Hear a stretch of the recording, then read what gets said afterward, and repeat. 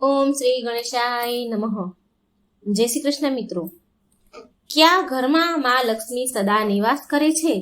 સરસ મજાની કથા છે, વાર્તા છે, ખૂબ જ જ્ઞાન આપે, જીવન ઉપયોગી વાર્તા છે મિત્રો. જરૂર પૂરા ધ્યાનથી સાંભળજો અને વિડીયો સારો લાગે તો આ લાઈક કરજો, શેર કરજો અને આ ચેનલને સબસ્ક્રાઈબ પણ જરૂર કરજો. ઓમ નમો ભગવતે વાસુદેવાય. એકવાર દેવર્ષિ નારદ ભગવાન શ્રી કૃષ્ણને મળવા માટે દ્વારિકા નગરીમાં આવ્યા.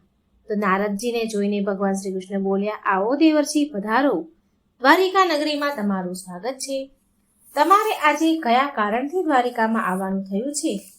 દેવર્ષિ નારદ બોલ્યા, હે પ્રભુ, મનમાં તમારા દર્શન કરવાની ઈચ્છા થઈ, માટે હું અહીં ચાલ્યો આવ્યો. એટલે ભગવાન કૃષ્ણ હસીને કહે છે, દેવર્ષિ નારદ, તમારા મનમાં જરૂર કોઈ વાત હશે. નિશ્ચિત કઈ વાત હશે તમે પૂછી લો.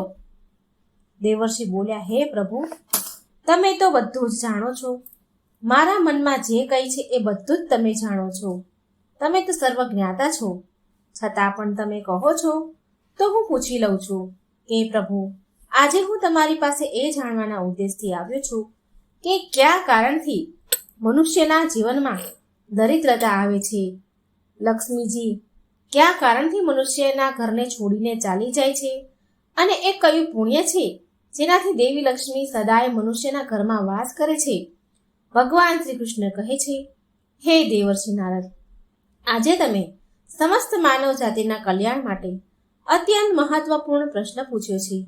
દેવી મા લક્ષ્મીના કારણે જ મનુષ્યના ઘરમાં સુખ સમૃદ્ધિનો વાસ રહે છે, અને જો દેવી લક્ષ્મી ઘરનો ત્યાગ કરીને ચાલ્યા જાય છે તો એ ઘરમાં દરિદ્રતાનો વાસ થાય છે. આ વિષયમાં એક પ્રાચીન ઇતિહાસ કહેવાયો છે, જે હું તમને સંભળાવું છું. એક કથા છે જે સત્ય છે, તમે ધ્યાનથી સાંભળજો. જે પણ મનુષ્ય આ કથા સાંભળે છે તેના ઘરમાં દેવી લક્ષ્મી સદાય બધા જ પુણ્ય નિવાસ કરે છે. દેવી લક્ષ્મી સાથે બધા પુણ્ય પણ નિવાસ કરે છે. માટે તમે નારદજી આ કથાને સાંભળો અને કથાનો ત્રણેય લોકમાં પ્રચાર કરજો. નારદજી બોલ્યા, હે પ્રભુ, તમે મને કથા સંભળાવો. તમારા મુખારવિંદથી આ કથા સાંભળવી એ તો મારું પરમ સૌભાગ્ય છે, અને આ કથા હું ધ્યાનથી સાંભળીશ અને ત્રણેય લોકમાં પ્રચાર પણ કરીશ. ભગવાન શ્રી કૃષ્ણ કહે છે કે દેવર્ષિ, જે મનુષ્ય સત્યનો સાથ આપે છે તો ભગવાન તેનો સાથ ક્યારેય નથી છોડતા. આજે હું તમને મહારાજ હર્ષવર્ધનની કથા સંભળાવું છું, જેણે દેવી લક્ષ્મીનો ત્યાગ કરીને દરિદ્રતાને ગ્રહણ કરી હતી. ત્રેતા યુગની આ વાત છે. ભારત વર્ષમાં સત્યવાદી ધર્માત્મા નામે એક રાજા થયા હતા. હર્ષવર્ધન રાજાનું રાજ્ય હતું. તેનું રાજ્ય કુંતલ પ્રદેશ પર હતું. તેમના રાજ્યની પ્રજા અત્યંત સંતોષી રહેતી હતી, બહુ સુખી હતી. મહારાજ હર્ષવર્ધન બહુ દાનવીર અને વચનનું પાલન કરનારા હતા.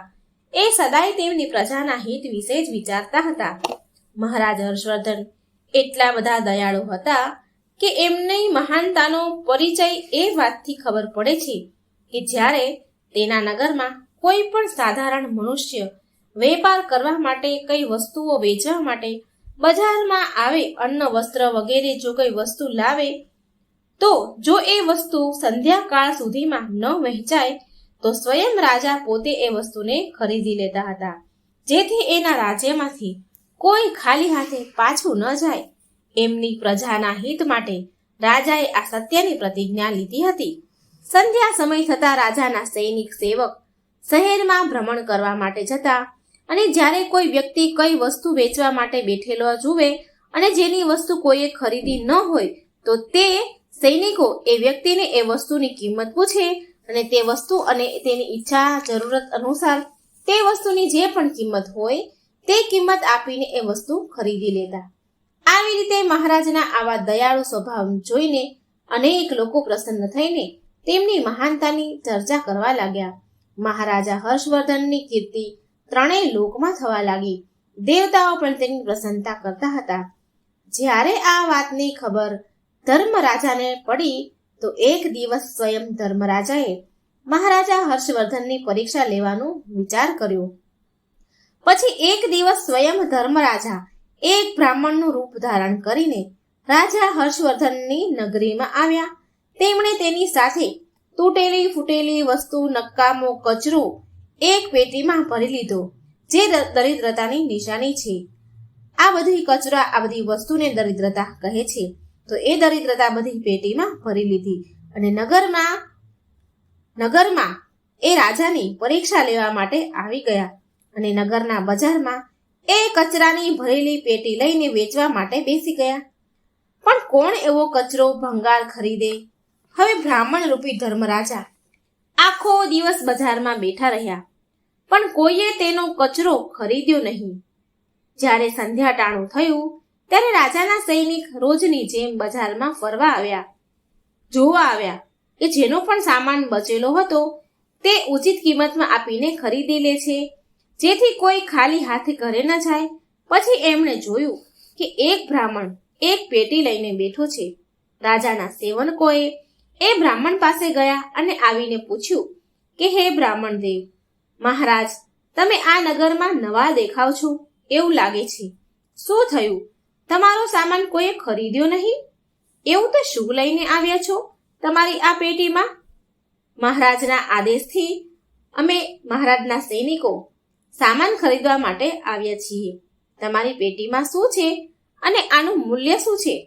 પછી એ બ્રાહ્મણ બોલ્યા, સૈનિકો, હું પેટીમાં દારિદ્ર લઈને આવ્યો છું, કચરો, ભંગાર લઈને આવ્યો છું અને આનું મૂલ્ય છે 1000 સુવર્ણ મુદ્રા. આ બ્રાહ્મણના આવા વિચિત્ર વચન સાંભળીને સૈનિકો તો હસવા લાગ્યા અને કહે છે કે હે બ્રાહ્મણ, તમારી પેટીમાં તો બધો કચરો ભર્યો છે, આને કોણ ખરીદે? આનું મૂલ્ય તો એક પણ પૈસો નથી. આ સાંભળી એ બ્રાહ્મણ બોલ્યા, હે સૈનિકો, જો આ મારો ભંગાર, આ કચરો નહીં લો, તમે નહીં ખરીદો, તો આને હું પાછો મારા ઘરે લઈ જઈશ.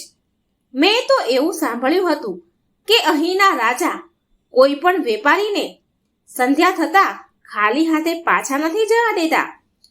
જો કોઈનો સામાન ન વેચાય તો બધો જ સામાન એ રાજા ખરીદી લે છે. લાગે છે કે મેં તમારા રાજા વિશે ખોટી વાત સાંભળી છે.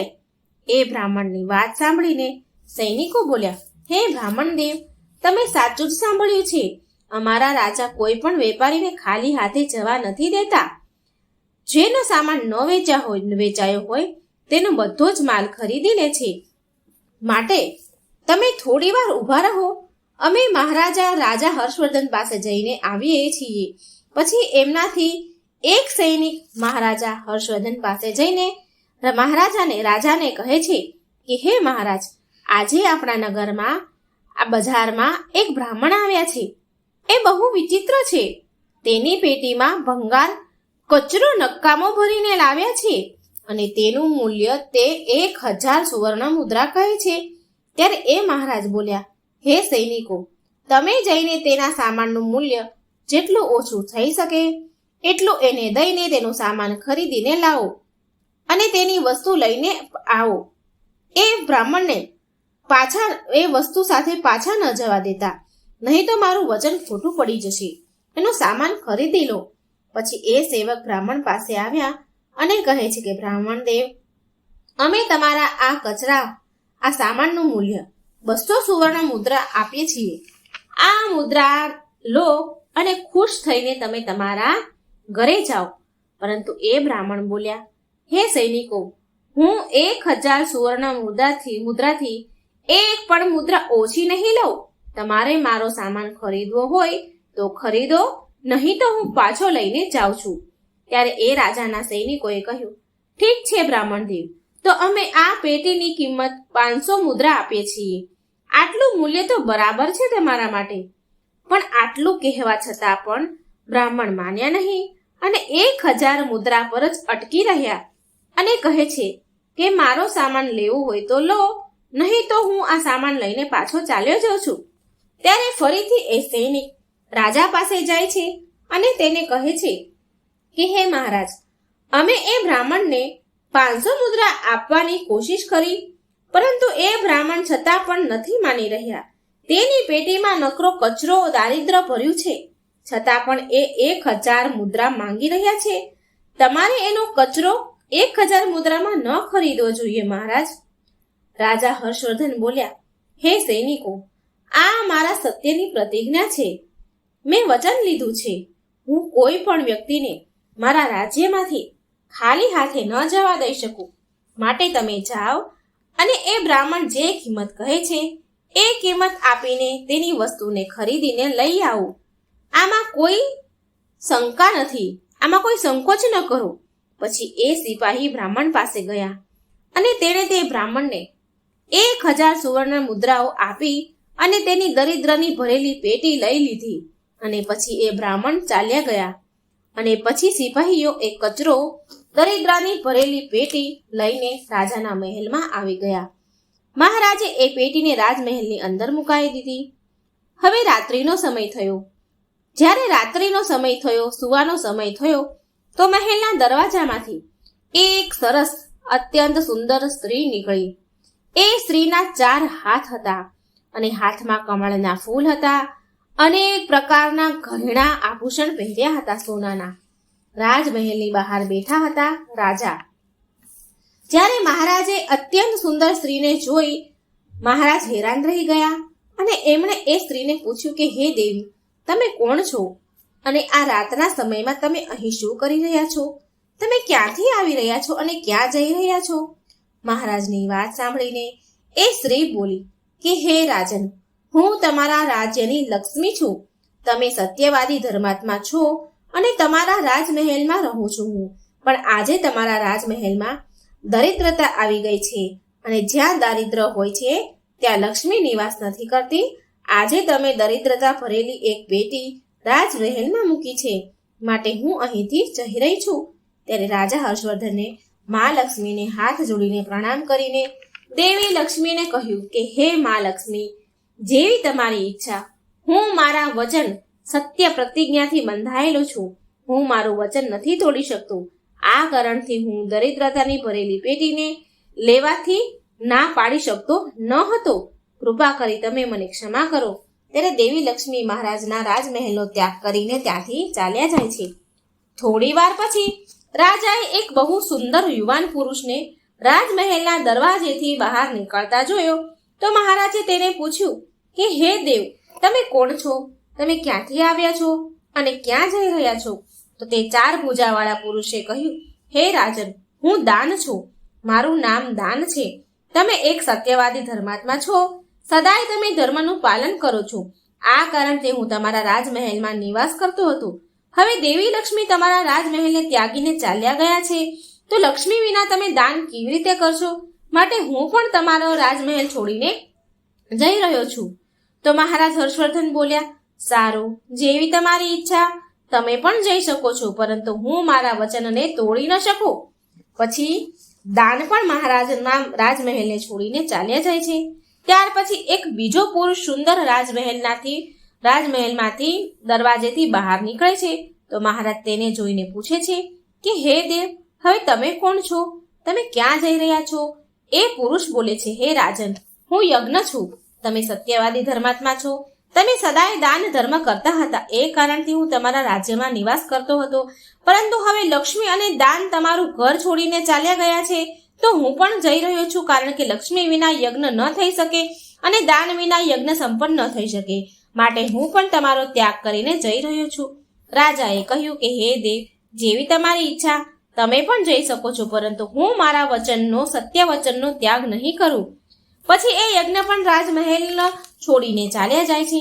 થોડી વાર પછી એક ત્રીજો અત્યંત સુંદર પુરુષ રાજમહેલમાંથી જતો દેખાય છે રાજાને. તો રાજાએ તેને પણ પૂછ્યું કે દેવ, તમે કોણ છો અને રાજમહેલ છોડીને કેમ જઈ રહ્યા છો? તો એ પુરુષ બોલે છે કે હું યશ છું. તમારા પુણ્યના કારણે તમારા ઘરમાં નિવાસ કરી રહ્યો હતો, પરંતુ તમારા અહીંથી હવે લક્ષ્મી, દાન, યજ્ઞ વગેરે બધા જ ચાલ્યા જાય છે, તો એના વિના તમને યશની પ્રાપ્તિ ન થઈ શકે અને એ જ કારણથી હું પણ અહીંથી જઈ રહ્યો છું. પછી રાજાએ તેને પણ નમસ્કાર કર્યા અને આદરપૂર્વક જવા દીધા. અને ત્યાર પછી એક અત્યંત સુંદર સ્ત્રી રાજમહેલમાંથી નીકળી. તેણે સરસ વસ્ત્ર આભૂષણ પહેરેલા હતા. તેને જોઈને રાજા બોલ્યા કે દેવી, તમે કોણ છો અને તમે કયા કારણથી મારા રાજમહેલમાંનો ત્યાગ કરીને જઈ રહ્યા છો? ત્યારે એ સ્ત્રી બોલી કે હે રાજન, હું કીર્તિ છું. લક્ષ્મી, દાન, યજ્ઞ, યશ પણ તમારો સાથ છોડી દીધો છે, તો એના વિના હું તમારા રાજમહેલમાં ન રહી શકું. માટે હું પણ જઈ રહી છું. તો રાજાએ એને પણ જવા દીધા અને પછી એક અત્યંત સુંદર 4 ભુજાવાળા પુરુષ ફરી રાજમહેલમાંથી નીકળે છે. તો તેને જોઈને રાજાએ પૂછ્યું કે દેવ, તમે કોણ છો અને મને છોડીને તમે રાજમહેલને છોડીને ક્યાં જઈ રહ્યા છો? ત્યારે એ પુરુષ કહે છે કે રાજન, હું સત્ય છું અને તમે એક સત્યવાદી ધર્માત્મા છો, માટે હું તમારા ત્યાં નિવાસ કરતો હતો. પરંતુ હવે તમારે ત્યાંથી લક્ષ્મી, દાન, યજ્ઞ, યશ, કીર્તિ વગેરે ચાલ્યા ગયા છે, તો હું પણ અહીંથી જઈ રહ્યો છું. હે સત્ય, તમે પણ મારો રાજા બોલે છે કે હે સત્યદેવ, તમે પણ મારો ત્યાગ કરી રહ્યા છો. તમે તો મારો ત્યાગ કરી રહ્યા છો, પણ મેં તમારો ત્યાગ ક્યારેય નથી કર્યો. તમારો ત્યાગ મેં ક્યારેય કર્યો જ નથી, કારણ કે બધા જ મને છોડીને જઈ રહ્યા છે. માટે તમે મને છોડીને કેમ જઈ શકો? મેં મારા સત્ય વચનનું પાલન કરવા માટે, મારું વચન નિભાવવા માટે મેં દારિદ્રને મારા ઘરમાં રાખ્યું હતું. મેં સંસારના કલ્યાણ માટે એ વચન આપ્યું હતું કે મારા રાજ્યમાંથી જે કોઈ પણ ખાલી હાથે નહીં જાય. જે પણ મારા રાજ્યમાં કોઈ વસ્તુ વેચવા આવશે અને એ વસ્તુ કોઈ નહીં ખરીદે તો હું એનો ખરીદી લઈશ. માટે મેં મારા સત્ય વચનનું પાલન કરવા માટે એ બ્રાહ્મણને 1000 સુવર્ણ મુદ્રા આપીને મેં એનું દારિદ્ર ખરીદ્યું છે.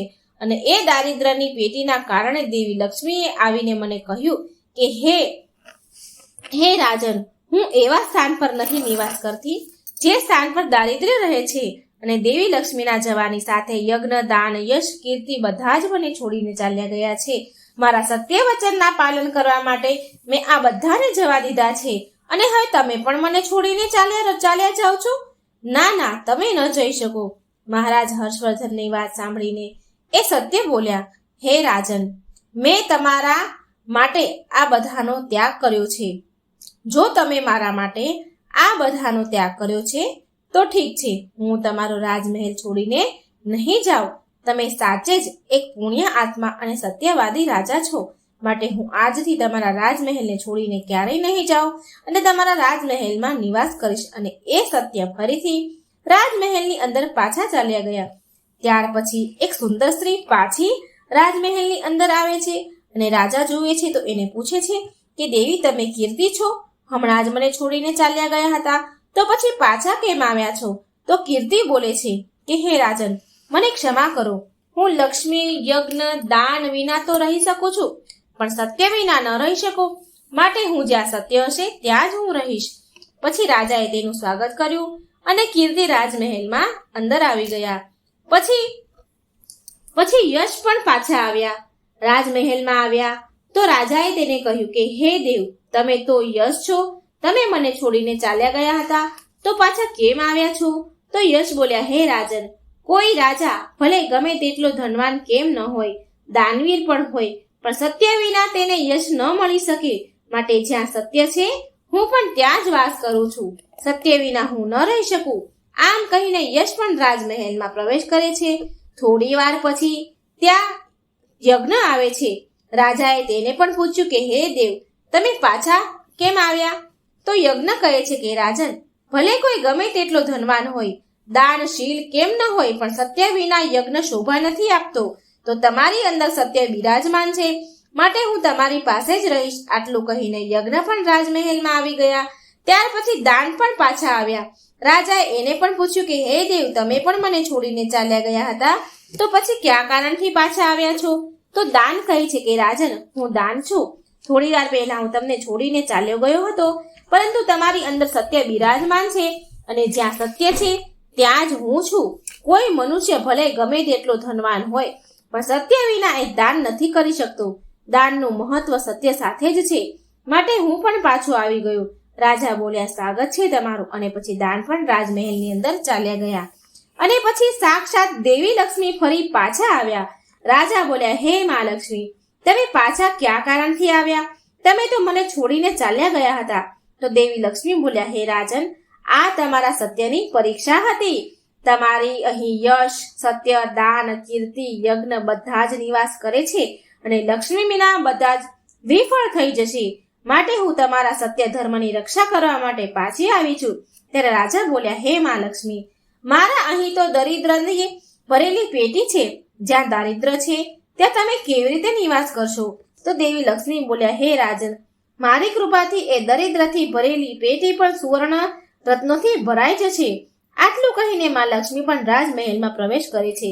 માં લક્ષ્મીના પ્રવેશ કરતા એ પેટીમાં ભરેલા કૂડો કચરો હીરા મોતી સોનાના દાગીનાથી ભરાઈ ગયો. સોનાના દાગીનામાં એ પેટી બદલાઈ ગઈ અને આ બસ થોડી જ વાર થઈ તો સ્વયં ધર્મરાજા બ્રાહ્મણના રૂપમાં રાજમહેલમાં પાછા આવ્યા. ત્યારે રાજાએ બ્રાહ્મણને પૂછ્યું કે હે બ્રાહ્મણ દેવ, તમે કોણ છો? તમે તો મારો ત્યાગ નતો કર્યો, તો પછી તમે અહીં કેવી રીતે આવી ગયા? ત્યારે એ બ્રાહ્મણ બોલ્યા કે હે રાજન, હું સાક્ષાત ધર્મ છું. હું જ બ્રાહ્મણનું રૂપ ધારણ કરીને આવ્યો હતો અને મેં જ 1000 સુવર્ણ મુદ્રાના બદલે દારિદ્ર્ય તમને આપ્યું હતું, પરંતુ તે તમે તમારા સત્યના બળથી મને જીતી લીધો છે. માટે હવે હું તમને વરદાન આપવા માટે આવ્યો છું. કહો, તમને કયું વરદાન આપું? આટલું કહીને ધર્મરાજાએ એમના મૂળ સ્વરૂપમાં આવી ગયા, એમનું મૂળ સ્વરૂપ ધારણ કર્યું. ત્યારે રાજા હર્ષવર્ધન બોલ્યા, હે ધર્મરાજા, તમારા દર્શન કરીને હું ધન્ય થયો છું. કૃપા કરીને તમે તમારી કૃપા સદાય મારા ઉપર બનાવી રાખજો. બસ મને બીજું કાંઈ નથી જોઈતું. પછી ધર્મરાજાએ રાજાને હર્ષવર્ધન રાજાને આશીર્વાદ આપ્યા અને એ સ્થાનથી અંતર્ધ્યાન થઈ ગયા. ભગવાન શ્રી કૃષ્ણ કહે છે કે હે નારદજી, આ રીતે રાજા હર્ષવર્ધને તેમના સત્ય ધર્મના કારણે જ મહારાજે બધા જ ઉપર વિજય મેળવી હતી. માટે મનુષ્યએ ક્યારેય પણ સત્યનો અનાદર ન કરવો જોઈએ. હંમેશા સત્યનું પાલન કરવું જોઈએ. જે સત્યના માર્ગ પર ચાલે છે તેની પાસે લક્ષ્મી, દાન, યજ્ઞ, યશ, કીર્તિ, ધર્મ સદાય નિવાસ કરે છે. તો મિત્રો, આવી રીતે ભગવાન શ્રી કૃષ્ણએ નારદજીને અત્યંત મહત્વપૂર્ણ જ્ઞાન આપ્યું હતું, જે આપણને પણ જીવનમાં ખૂબ જ ઉપયોગી થશે.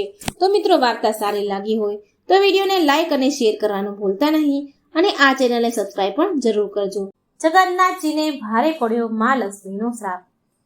ખબર જ હતી જગન્નાથજીને કે આ થવાનું જ છે, પણ મોટા ભાઈ બલરામને કોણ સમજાવે? કહ્યું હતું કે આવું ન કરો, પણ મોટા ભાઈ બલરામને તો તેમની આજ્ઞાનું પાલન જ કરવું હતું. મા લક્ષ્મીને મંદિરમાંથી નીકાળવા જ હતા અને નીકાળી પણ દીધા. પછી શું? હવે બંને ભાઈ જગન્નાથજી અને બલરામજી ઘરે ઘરે જઈને ભિક્ષા માંગે છે.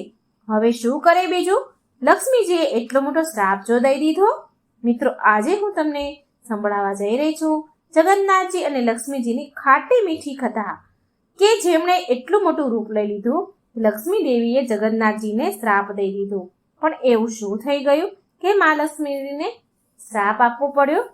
તો ઓડિશામાં એક પ્રથા છે કે માગસર મહિનામાં ગુરુવારના દિવસે અહીંની સ્ત્રીઓ મા લક્ષ્મીની વિશેષ પૂજા અર્ચના કરે છે અને સ્વયં મા લક્ષ્મી પોતે ભગવાન જગન્નાથજીની આજ્ઞા લઈને પુરીનું મંદિર છોડી તેમના ભક્તોના ઘરે આશીર્વાદ દેવા માટે જાય છે. તો એકવાર મા લક્ષ્મીએ આ સમયમાં વૃદ્ધ ડોશીમાનું એક સ્વરૂપ લીધું અને અલગ અલગ ઘરોમાં જવા લાગ્યા. અને ત્યારે તેમણે જોયું કે સવારે સૂર્યોદય થયાનો સમય ઘણો વીતી ગયો હતો અને છતાં પણ એક મોટા ઘરના વ્યાપારીના ઘરની વહુ હજી સુધી સૂઈ રહી હતી અને તેના કારણે તેના ઘરમાં હજુ સુધી સાફ સફાઈ થઈ ન હતી અને ના તો કોઈ પૂજા પાઠ થયા હતા. આ જોઈ મા લક્ષ્મી એક વૃદ્ધ ડોશીમાના સ્વરૂપમાં તે ઘરમાં ગયા. તો એ ઘરમાં એક વૃદ્ધ ડોશી હતા, તેની પાસે ગયા અને તેમને કહ્યું કે અરે ડોશીમા, આ શું? આજે તો મા લક્ષ્મીની વિશેષ પૂજાનો દિવસ છે અને તમારા ઘરની સ્ત્રીઓ હજી સુધી ઊંઘી રહી છે. આ સારી વાત નથી. આજે તો તમારે સવારે જલ્દી ઉઠી મા લક્ષ્મી દેવીની વિશેષ પૂજા કરવાની હોય ને. મા લક્ષ્મીની વાત સાંભળી તે ઘરની ડોશી બોલી, અહંકાર અને ઘમંડથી બોલી, અરે અરે અરે, તું કોણ છે મને શીખવાડવા વાળી? અમારી ઉપર તો પહેલેથી જ મા લક્ષ્મીની કૃપા છે. અમારે કોઈ જરૂર નથી પૂજા પાઠ કરવાની. સાંભળ્યું ને તે? હવે જા અહીંથી. તારો ઉપદેશ કોઈ બીજાને આપજે જેને આની જરૂરત હોય. ખબર નહીં ક્યાંથી સવારમાં ચાલ્યા આવે છે. એ ડોશી આવું બોલી. જ્યારે મા લક્ષ્મીએ આવું સાંભળ્યું એટલે ચૂપચાપ ત્યાંથી ચાલ્યા ગયા અને સાથે સાથે તે ઘરની વ્યાપારીના ઘરનું બધું જ વૈભવ, સુખ સંપત્તિ લેતા ગયા. અને હવે સાચે જ વ્યાપારીનું ઘર એટલું દુઃખી અને દરિદ્ર થઈ ગયું કે તેમને ઘરે ઘરેથી ભિક્ષા માંગવાના દિવસ આવી ગયા. અને ત્યાર પછી મા લક્ષ્મીએ ગામમાં ગયા જ્યાં ચંડાળ જાતિના લોકો રહેતા હતા. ત્યાં જઈને લક્ષ્મીજી એક ચંડાળના ઘરમાં ગયા અને તેમને જોયું કે તે ચંડાળ જાતિની એક સ્ત્રી સવારમાં જલ્દી ઉઠી ગઈ હતી અને તેણે આખા ઘરની સાફ સફાઈ કરી અને મા લક્ષ્મીની પૂજાની તૈયારી કરી રહી હતી. આ જોઈ મા લક્ષ્મી અત્યંત પ્રસન્ન થયા અને મા લક્ષ્મીએ તે ઘરમાં ધન વૈભવ ઐશ્વર્યની વૃદ્ધિ કરી. અને પછી મા લક્ષ્મી અલગ અલગ ઘરોમાં જઈ રહ્યા હતા. સવારમાં ત્યારે સવારમાં જગન્નાથજી અને બલરામજી ચક્કર લગાવવા એટલે કે આટો મારવા નીકળ્યા હતા. ત્યારે ભગવાનને અને બલરામજીએ જોયું કે લક્ષ્મીજી ચંડાળોના ઘરમાં જઈ રહ્યા છે. આ જોઈ મોટા ભાઈ બલરામને બહુ ગુસ્સો આવ્યો. ભગવાન બલરામ જગન્નાથજીને કહે છે કે જો તો ખરા કાના, તારી પત્ની ચંડાળના ઘરમાં જઈ રહી છે. શું તેને ખબર નથી કે આ લોકો અશુદ્ધ હોય છે? આ ચંડાળ જાતિના લોકો કોઈ પણ પ્રકારના નિયમોનું પાલન નથી કરતા અને લક્ષ્મીજી તો તેમના ઘરમાં ગયા. બલરામજી કહે છે તે હવે આપણા મંદિરમાં પ્રવેશવા યોગ્ય નથી રહી લક્ષ્મી, માટે હવે તારી પત્ની લક્ષ્મી દેવીનો ત્યાગ કરવો પડશે. હવે મિત્રો અહીં હું એક વાત સ્પષ્ટ કહેવા માંગુ છું કે અહીં ચંડાળ જાતિનો અર્થ જન્મથી નહીં પણ કર્મથી છે. ચંડાળ કોઈ જન્મથી નથી, નીચી જાતિ નથી, પરંતુ આ એ લોકો છે જે વૈદિક ધર્મ અને નિર્દોષોનું પાલન નથી કરતા, જે અવૈધ કાર્યમાં લુપ્ત રહે છે. પછી ભલે તે ઉચ્ચ કોટીના બ્રાહ્મણ જાતિ હોય કે ગમે તેવા ઊંચા કે નીચી જાતિના લોકો હોય. તો બલરામ ભગવાનનો વિચાર અહીં નીચી જાતિનો નથી પણ એવા નીચા કર્મ કરવાના માટેનો છે. એના એવું ન વિચારશો કે બલરામ ભગવાન નીચી જાતિના લોકોની ઉપેક્ષા કરે છે. તો ચાલો આગળ સાંભળીએ. જ્યારે જગન્નાથજીએ બલરામજીને આવી વાત સાંભળી તો તેમને મોટું આશ્ચર્ય થયું. તેમણે તેમના ભાઈ બલરામને સમજાવવાની ઘણી કોશિશ કરી. ભગવાન કહે છે કે ભાઈ, લક્ષ્મી દેવી તો પહેલેથી જ મારી પાસેથી અનુમતિ એને લઈ લીધી હતી કે આજના દિવસે તેના ભક્તોના ઘરે જશે અને મા લક્ષ્મીની પૂજા તો બધા જ કરી શકે ને, તો પછી તે એક બ્રાહ્મણ અને એક ચંડાલમાં ભેદભાવ કેવી રીતે કરી શકે? આવું ન બોલો બલરામ ભાઈ, લક્ષ્મીજીને મંદિરમાંથી નીકાળવાની વાત ન કરો. પણ મોટા ભાઈ તો મોટા ભાઈ છે, તે તેમની વાત પર તો અડગ જ રહી ગયા. તે બોલ્યા, એ હું કઈ ન જાણું, મેં આદેશ આપી દીધો ને, તેનું પાલન કરો. કાના, તારી પત્નીનો ત્યાગ તારો કરવો જ પડશે, નહીં તો. આમ કહીને બલરામ ભગવાન અટકી ગયા. પણ જગન્નાથજી ભાઈ બલરામની વાત કાપતા કહે છે કે તે વાતને મજાકમાં લેવાનો પ્રયત્ન કર્યો અને ઉપવાસ કરતા બોલ્યા, નહીં તો શું ભાઈ, ચાલો ને, આ બધી વાતને છોડો. મને બહુ ભૂખ લાગી છે. ચાલો જલ્દીથી પેટ પૂજા કરવા જઈએ. એમ પણ સવારમાં તમે મને બહુ ચલાવ્યો છે, થાકી ગયો છું હું. ચાલો પાછા મંદિરે જઈએ, આપણો ભોગ તૈયાર હશે ત્યાં. પણ નહીં, આ તો મોટા ભાઈ છે, આને તમે વાતોમાં ન ફસાવી શકો, ન ઘુમાવી શકો. બસ બલરામજી તેની વાત પર અડગ જ રહ્યા.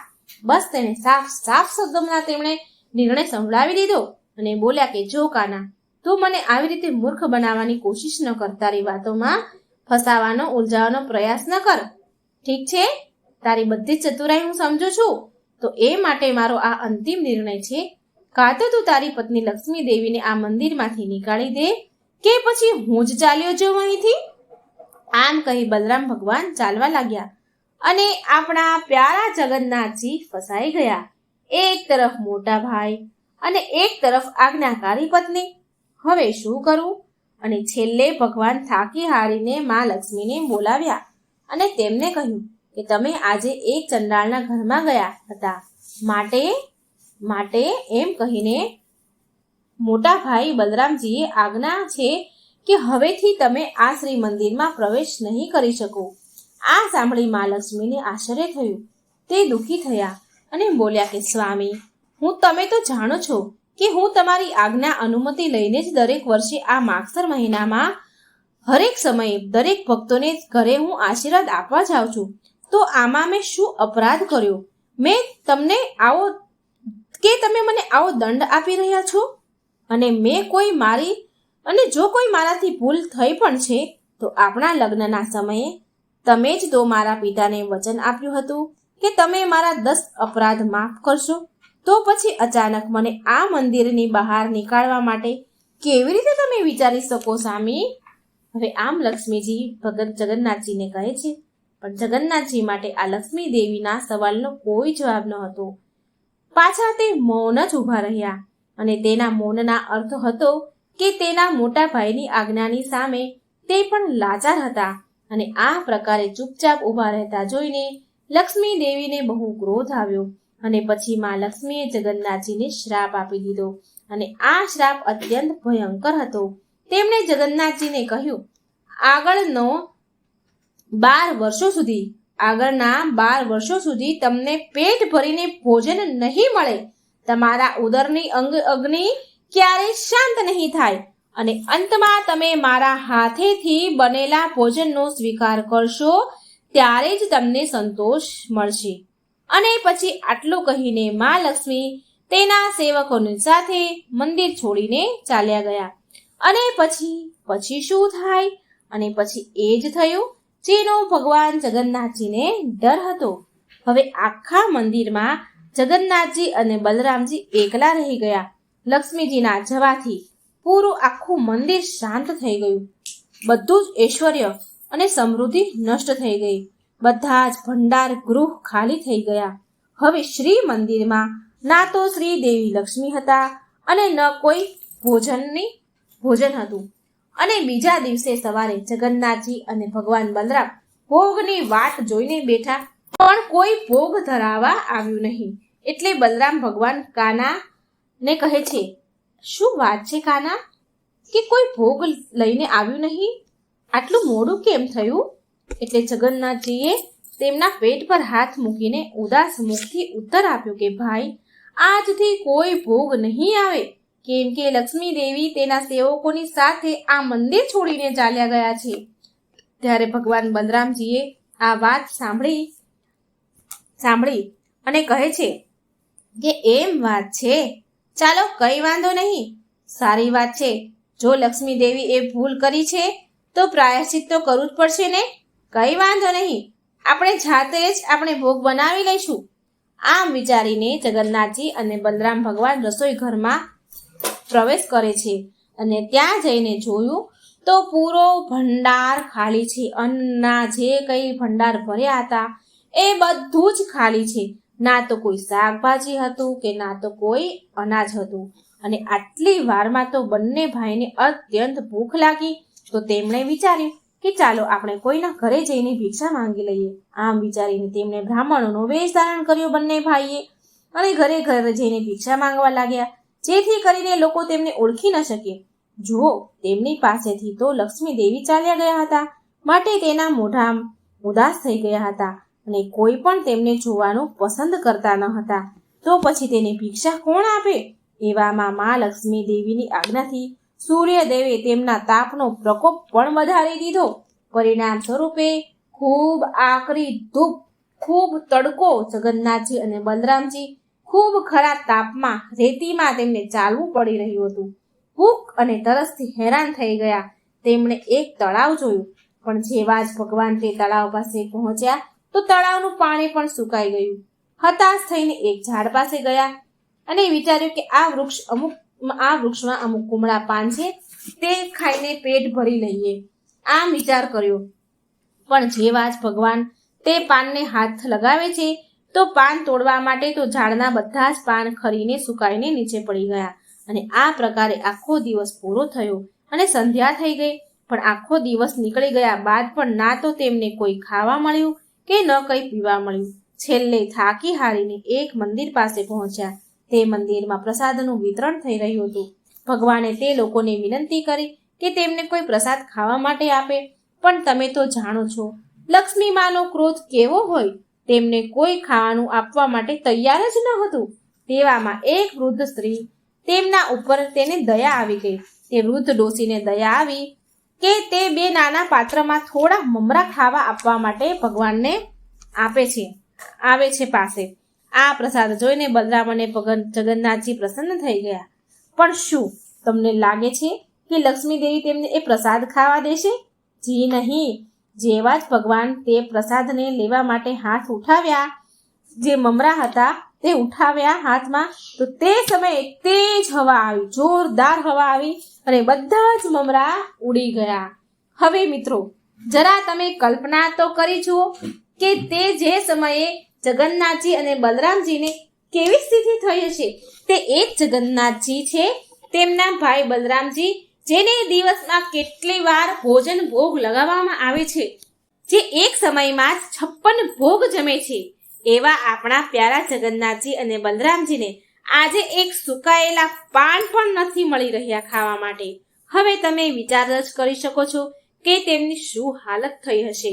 અને છેલ્લે તે બંને ભાઈઓએ થાકી હારીને કોઈકને પૂછ્યું કે ભાઈ, અમને બહુ ભૂખ લાગી છે, શું તમે મને કહી શકશો કે આ સમયે અમને ક્યાં ભોજન મળી શકશે? તો કોઈ માણસે તેમને કહ્યું, અવશ્ય, જો તે જુઓ છો જે તમને સામે દેખાય છે તે ચંડાળોનું ગામ છે. ત્યાં એક બહુ દયાળુ સ્ત્રી રહે છે. તે પુણ્યશાળી અને દાનવીર પણ છે. તે અવશ્ય તમને ભોજન આપશે. ત્યાં તમે જાઓ. આ સાંભળી જગન્નાથજી બલરામજી તે ગામમાં ગયા. તે સ્ત્રી ચંડાળ હતી, પણ તેણે પ્રેમપૂર્વક તેનો આદર સત્કાર કર્યો અને તેને કહ્યું કે તે હમણાં જ તેમના માટે ભોજન બનાવશે અને જમાડે છે. પણ હવે આ તો બલરામજી છે. તેમની ઈચ્છા ન હતી કે તે એક ચંડાળના હાથે બનાવેલું ભોજન ખાય.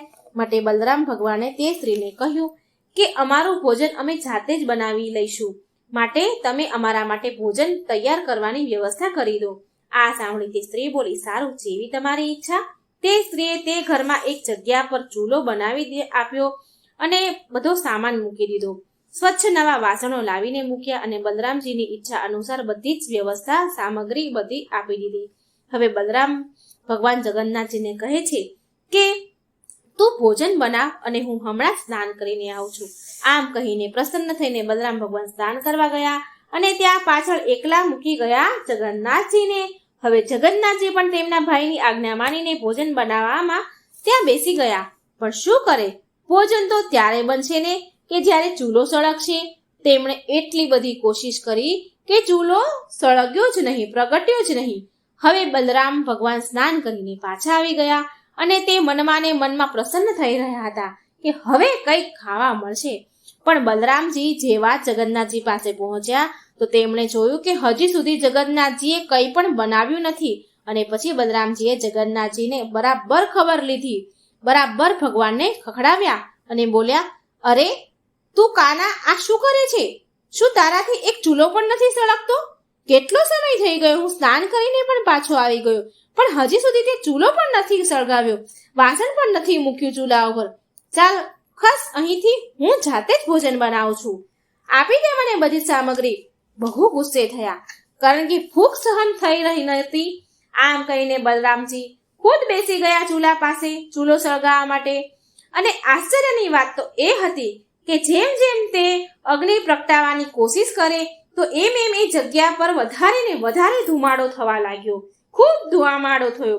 બહુ જ વાર કોશિશ કર્યા પછી પણ ચૂલો સળગ્યો નહીં અને આખું ઘર ધુવાડાથી ભરાઈ ગયું અને બંને ખાંસવા લાગ્યા. બંનેને ખાંસી જોરદાર આવવા લાગી અને અંતે તે બંનેની આંખોમાંથી તો પાણી નીકળવા લાગ્યા.